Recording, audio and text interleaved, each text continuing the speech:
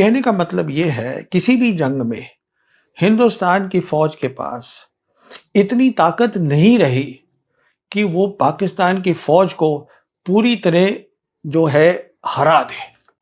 मैं ये proxy war ना करूं तो मेरे लिए बेहतर है, क्योंकि लड़ाई बढ़ सकती है और क्या नतीजा होगा ये कोई जानता नहीं है, और मेरा भी काफी नुकसान हो सकता है। तो उसको डिटरेंस बोलते हैं। और डिटरेंस जो है वो दो चीजों से बनता है। एक होता है कि आपकी मिलिट्री ताकत क्या है, सैन्य शक्ति क्या है। वो सैन्य शक्ति नहीं जो आप समझते हैं आपके पास है, बल्कि वो जो आपका एडवर्सरी पाकिस्तान समझता है कि आपके पास ताकत है, इसलिए मुझे पंगा नहीं लेना है। एक तो ये होती है। दूसरी होती है कि पाकिस्तान को लगना चाहिए कि आप में लड़ाई करने का जज्बा है, जिसे हम बोलते हैं विल टू फाइट। और मेरे हिसाब से इन दोनों में जब हम डिटरेंस की बात करते हैं, विल टू फाइट सबसे पहले आता है, उसके बाद आता है मिलिट्री कैपेबिलिटीज। तो एक तो ये बात ध्यान में रखिएगा। दूसरी बात ये रखिएगा कि पाकिस्तान ने जब रिएक्शन किया, रॉड्रिक साहब ने फौज को अंदर भेजा, तो उनको भी मालूम है कि हम दोनों फौजों का एक पुराना रिश्ता है। हमने जंगें लड़ी हैं। पहली जंग कश्मीर की हुई थी, जब 1 जनवरी 1949 को मिलिट्री लाइन बनी जिसका नाम था सीज फायर लाइन। उसके बाद 65 की जंग लड़ी गई, 71 की जंग लड़ी गई।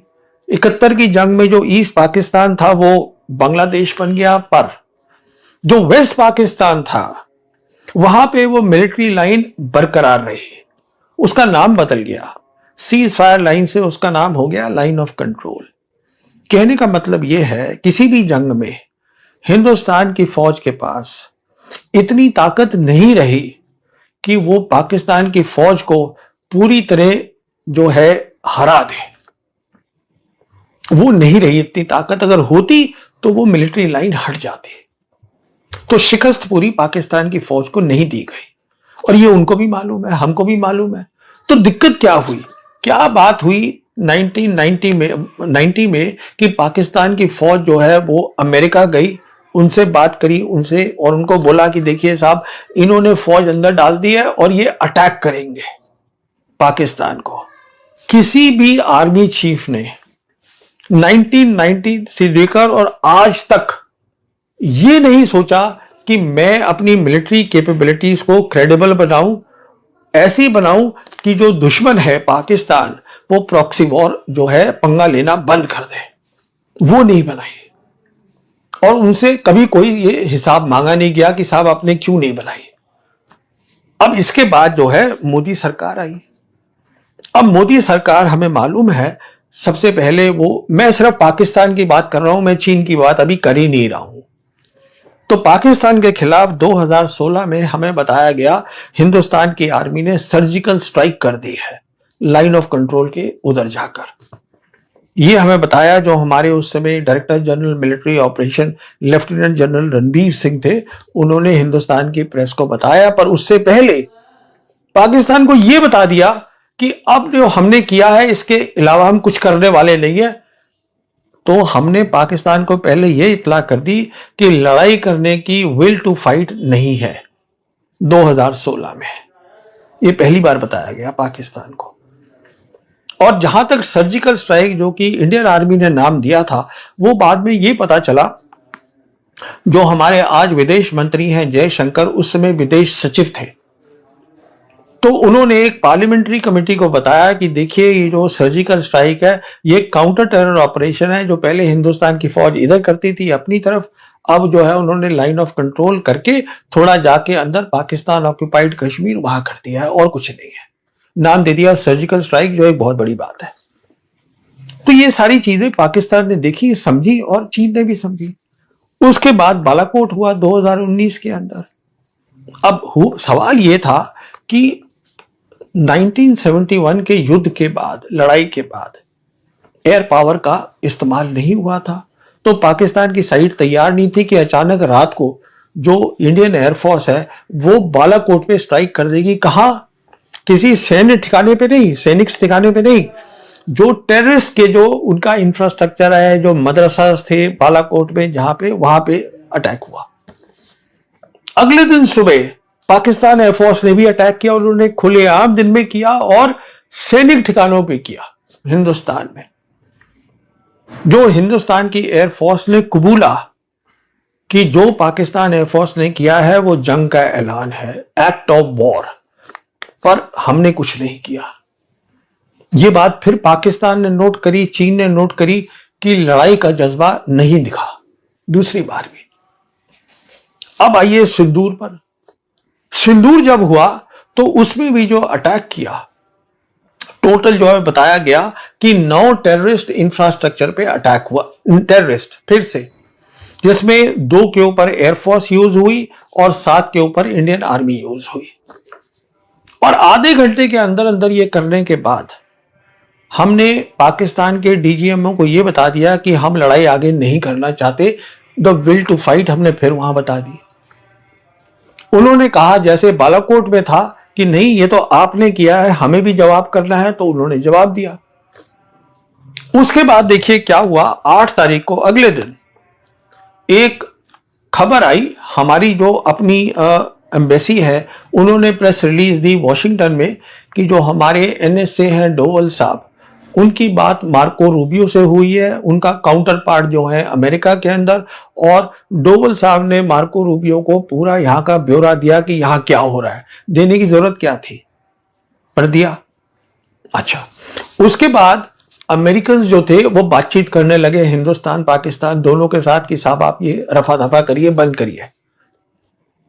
फिर पता चला कि 10 मई को प्रेसिडेंट ट्रंप का सबसे पहले सोशल मीडिया पर मैसेज आया कि दोनों साइड तैयार हो गए हैं सीज फायर के लिए, परमानेंट सीज फायर के लिए हमारे हस्तक्षेप से। उसने ये बोला कि मैंने करवाया है ये। और उसके फौरन बाद मार्को रूबियो का मैसेज आया सोशल मीडिया पे कि दोनों साइड तैयार हो गए हैं सीज फायर के लिए, और दोनों साइड ये भी तैयार हो गए हैं कि हम किसी न्यूट्रल जगह पे बैठकर कहीं पर कंट्री में जहां भी हम बातचीत करके अपने मसलों को बातचीत करेंगे।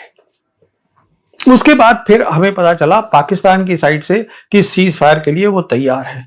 और सबसे आखिर में इंडियन साइड ने ये कहा कि पाकिस्तान के जो डीजीएमओ है उन्होंने दरख्वास्त करी, उन्होंने रिक्वेस्ट करी इंडियन साइड को कि हम सीज फायर चाहते हैं, तो हमने फिर ऐलान किया। सवाल ये उठता है कि अगर ये वाकई उनके डीजीएमओ ने किया है जो किया होगा, तो प्रेसिडेंट ट्रंप को कैसे पता चल गया कि ये सीज फायर होने वाला है? पर चलिए वो बात नहीं है। बात यह है कि एक बार फिर से ये बताया गया टेररिस्ट इंफ्रास्ट्रक्चर पे अटैक हुआ, हर बार वहीं हो रहा है, सैन्य शक्ति पे नहीं, पाकिस्तान की। और साथ में जो सबसे मैंने बताया इंपॉर्टेंट बात, विल टू फाइट, वो नहीं आ रही, दिखाई जा रही।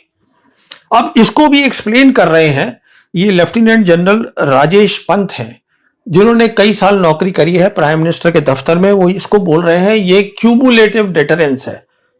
इसका मतलब ये है कि आप बार बार करते रहिए कि आपने सर्जिकल स्ट्राइक करी, बालाकोट करी, तो इससे डेटरेंस जो है, वो दुश्मन जो है वो डेटर होता जा रहा है। अरे बाबा, ऐसे नहीं होता है। हर बार जो चीज है वो बड़ी है, कम नहीं हुई है, ये आप देखिएगा। और हर बार क्या हुआ है, जो आपकी एयरफोर्स आपने 2 बार इस्तेमाल करी, एयरफोर्स की जो खामियां हैं, ऑपरेशनल खामियां, वो पाकिस्तान एयरफोर्स को भी समझ में आ गई और प्लाफ को भी, पीएलए एयरफोर्स को भी समझ में आ गई। तो आपका नुकसान हुआ है, फायदा नहीं हुआ है, कोई क्यूमुलेटिव डेटरेंस नहीं हुआ है। अगली बात देखिए, अब आर्मी चीफ ने कहा कि हम संयम का इस्तेमाल नहीं करेंगे अगली बार पाकिस्तान के खिलाफ। पहली बार क्या हुआ था, दुनिया ने देखा, आपकी लड़ाई देखा दुनिया ने, आपने देखा पाकिस्तान के साथ नहीं हुई। पाकिस्तान के साथ चीन खड़ा था। चीन बार बार बोल चुका है कि हम पाकिस्तान की अखंडता को नहीं टूटने देंगे। तो ये आपकी बात कहना कि वो इतिहास और भूगोल भूल जाएं, ऐसा कुछ नहीं होने वाला। चीन बहुत बड़ी ताकत है। अब मैं इसमें और ज्यादा नहीं जाऊंगा, इतना ही कहना काफी है कि अगर चीन बार बार बोल रहा है तो पाकिस्तान और चीन की जब एक साथ खड़े होंगे तो हम कुछ खास नहीं कर पाएंगे, और ये असलियत है। अगली बात देखिए, ये जो हमारे आर्मी चीफ हैं, जो उन्होंने बात करी फॉरवर्ड एरिया में 3 अक्टूबर को, वहां ये भी बताया कि ये जो प्लान था, इस ऑपरेशन सिंदूर, जो ट्राई सर्विस प्लान था, इसका नाम जो है वो प्रधानमंत्री ने खुद दिया है। अगर प्रधानमंत्री नाम दे रहे हैं ऑपरेशनल प्लान का, ऑपरेशन का जो है उसको नाम दे रहे हैं, प्लान का नहीं, ऑपरेशन को नाम दे रहे हैं, इसका मतलब उनकी ऑपरेशन में इन्वॉल्वमेंट भी है। बहुत सीधी सी बात है। और वो हमने देखा था बालाकोट में भी थी। प्रधानमंत्री ने खुद बताया कि अगर क्लाउड्स हो तो उससे फायदा होता है, तो इन्वॉल्वमेंट है। तो कहने का मतलब यह है कि अगर प्राइम मिनिस्टर की इन्वॉल्वमेंट है इसमें, तो फिर आर्मी चीफ जो है वो क्या बोलते हैं उसकी कोई खास अहमियत है नहीं। कितना वो कंट्रोल कर पाते हैं, कितना उनका कंट्रोल है ऑपरेशन पर या तीनों सर्विस का है, तो वो कम हो जाता है, क्योंकि प्राइम मिनिस्टर उसको डायरेक्टली कंट्रोल कर रहे हैं। कहने का मतलब यह है ओवरऑल कि आज भी जो काबिलियत है हिंदुस्तान की फौज की, और ऑपरेशन सिंदूर को ही ले लीजिए, ये नहीं है कि जो हमने सोचा है, ये देखिएगा कि जो दुनिया को लगा कि उसका नतीजा क्या है। तो दुनिया को एक अलग चीज दिखी है ऑपरेशन सिंदूर में। और जैसे मैंने बताया, चीन खड़ा है पाकिस्तान के साथ, उसको शिकस्त देना जो है बहुत मुश्किल है। दूसरी बात यह है कि हमें जब तक हम विल टू फाइट नहीं दिखाएंगे, जज्बा कि हम लड़ेंगे, तो वो दूसरी साइड जो है वो प्रॉक्सी वॉर खत्म नहीं करेगी। और तीसरी बात जो सबसे बड़ी बात है, मैं इस नतीजे में पहुंचा जब मैंने पूरी बात को सोचा कि जो आर्मी चीफ्स पहले जो अहमियत दी जाती थी उनकी बात की, अब शायद इतनी उनकी बात को अहमियत देने की जरूरत ही नहीं रही। तो इसका मतलब है कि आपका जो रडार था वो भी ऑन नहीं था। अगर ये गलत है, आप मीटियोर ले गए थे, तो फिर मैं अपनी गलती मान लूंगा। राजनाथ सिंह ये क्लैरिफाई करें, देश के रक्षा मंत्री हैं, उनको मालूमात है कि हिंदुस्तान की फौज में क्या हो रहा है, सब जानते हैं। तो जब इतने तजुर्बेकार नेता ऐसी बात कर देते हैं जिसका कोई मतलब नहीं होता, तो उस पर चर्चा जरूरी हो जाती है। तो उन्होंने 2-3 ऐसी बातें कह दी हैं जिसपे चर्चा जरूरी है। पहली बात, उन्होंने सन 1971 की जो लड़ाई हुई थी हिंदुस्तान पाकिस्तान की जंग, उसको उन्होंने कंपेयर कर दिया, तुलना कर दी उसकी ऑपरेशन सिंदूर से।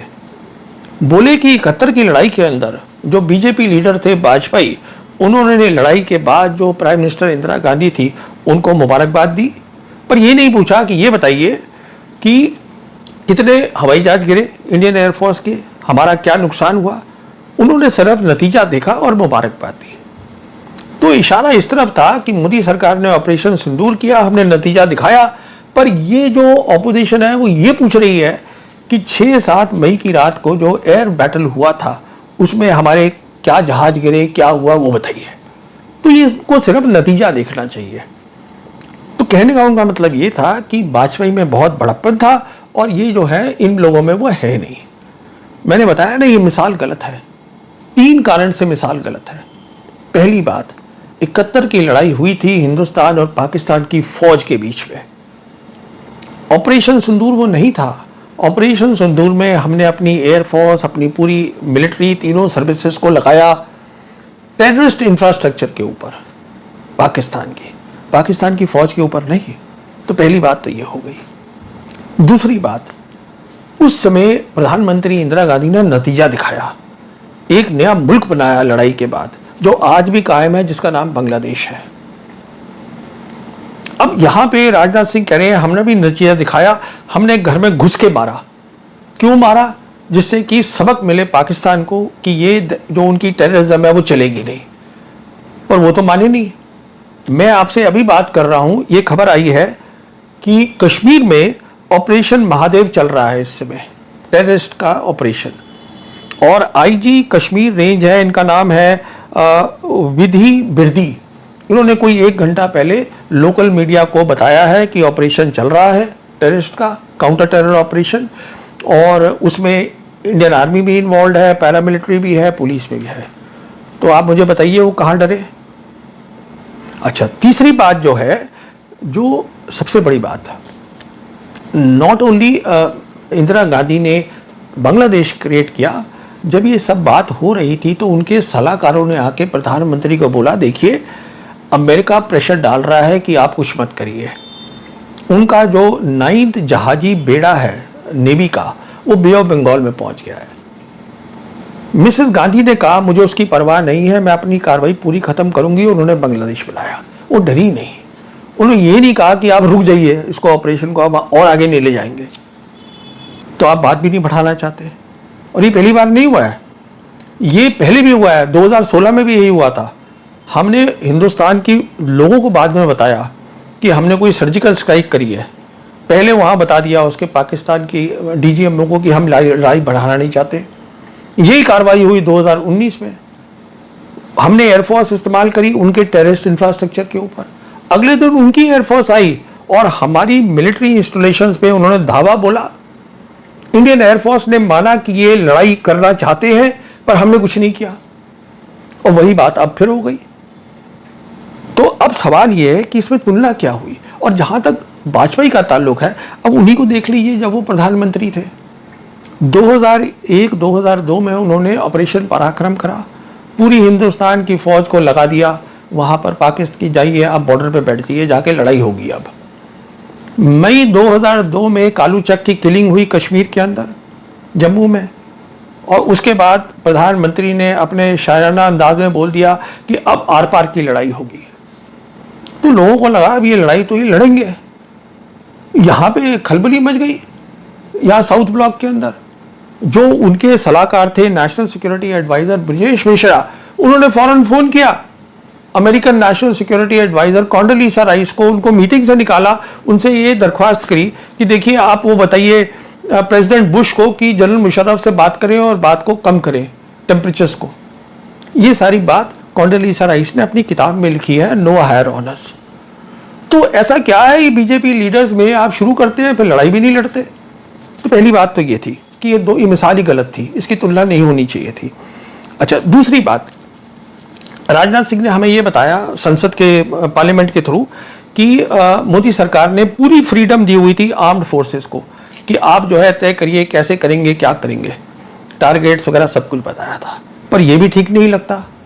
हम जानते हैं कि इंडोनेशिया में जो हमारे नेवी के एडवाइज़र हैं शिव कुमार, उन्होंने एक सेमिनार में बताया कि हाँ हमारे प्लेन्स गिरे हैं इंडियन एयरफोर्स के, और वो इसलिए गिरे हैं क्योंकि उनके पास पॉलिटिकल हिदायत थी कि आप जो है पाकिस्तान के एयर डिफेंस सिस्टम्स और मिलिट्री इंस्टॉलेशन पे नहीं करेंगे कुछ भी।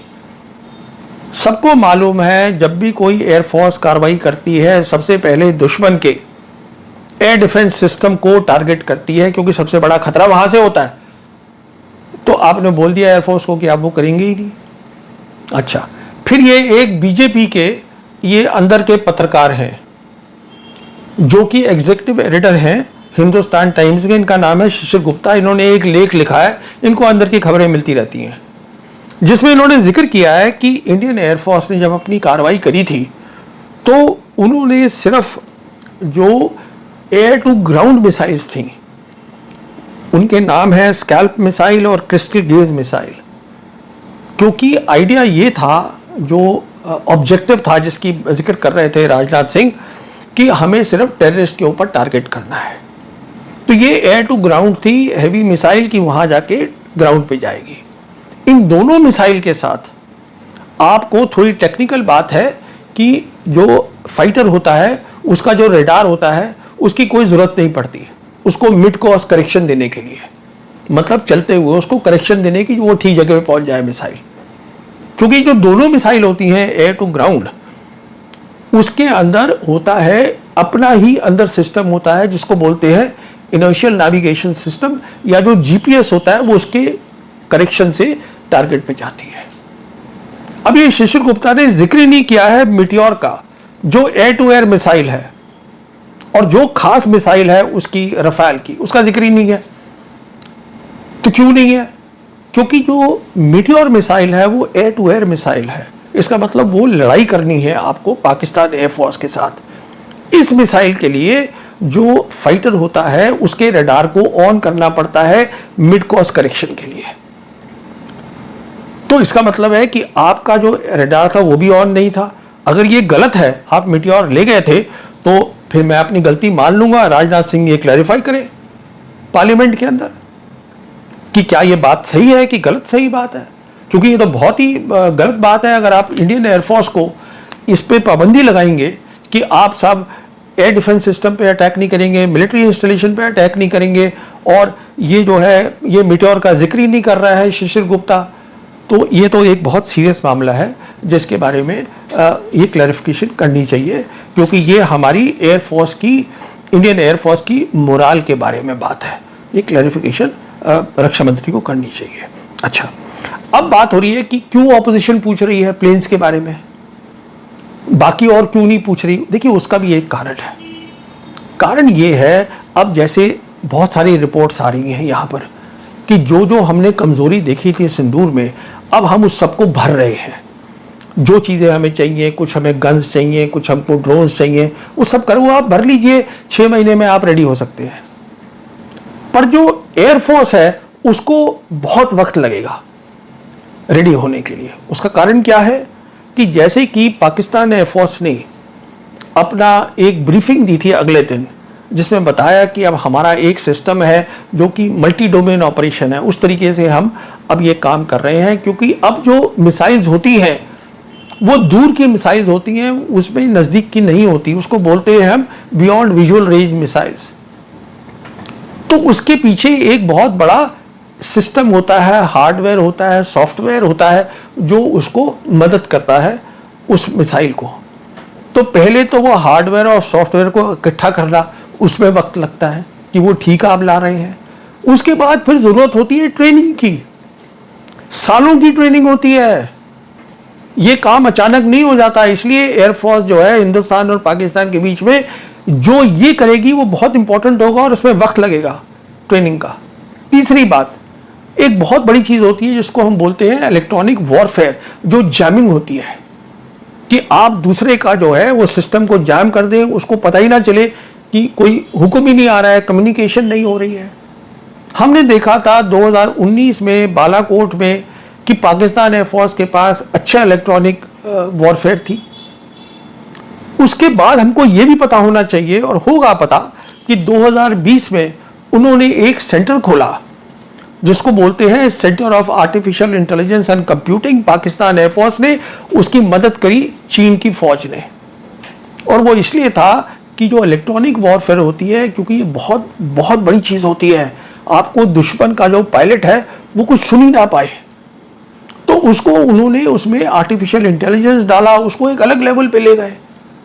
तो कहने का मतलब ये है, देखिए, हम चाहते हैं कि इंडियन एयरफोर्स बहुत अच्छी हमारी कर सकती है, पर सवाल ये है कि इसके बारे में पता करना ज़रूरी है। कोई ब्रीफिंग नहीं दी गई हिंदुस्तान की साइड से।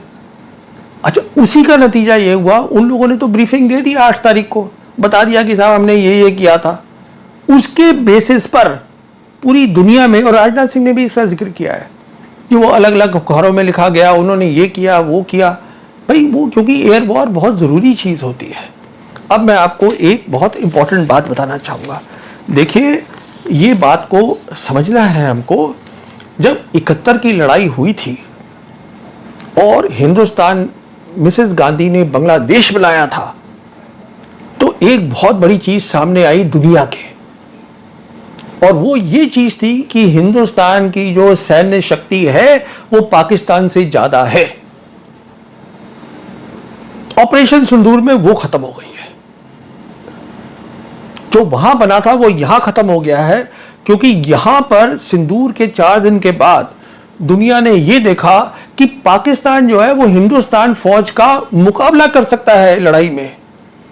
और यही कारण है, आप देखिएगा कि वो जो जनरल आसिम मुनीर है वो सब लोग उससे मिल रहे हैं। डोनाल्ड ट्रंप ने उनको लंच के लिए बुलाया, और जो है वो डोनाल्ड ट्रंप बार बार बोल रहे हैं कि मैंने लड़ाई रुकवा दी, 26 बार कोई बोल चुके हैं वो। और पाकिस्तान की जो आज जो फॉरेन पॉलिसी है, वो सब लोग पाकिस्तान से बात करना चाहते हैं। उसका कारण ये है कि जो चीज़ हमने तब बनाई थी वो आज यहाँ पे उसका बहुत बड़ा नुकसान हो गया। परवीन सुहानी ने आज सबके दिल जीत लिए। परवीन सुहानी का कहना है कि पाकिस्तान फौज का मुकाबला भारत फौज नहीं कर सकती। अब के बार अगर जंग होती है ना, पाकिस्तान सिर्फ कश्मीर नहीं, भारत और अफगानिस्तान को भी ले उड़ेगा। परवीन सुहानी के बड़े बयान ने भारत में तहलका मचा दिया। आज के लिए इतने। मज़ीद अगर इस तरह की रिएक्शन वीडियो देखनी है तो हमारे चैनल को सब्सक्राइब कर लीजिएगा। वीडियो पसंद आई तो वीडियो को लाइक और दोस्तों के साथ शेयर ज़रूर कर लीजिएगा। इंशाल्लाह मिलते हैं किसी नेक्स्ट वीडियो में, तब तक के लिए अल्लाह नेगबान।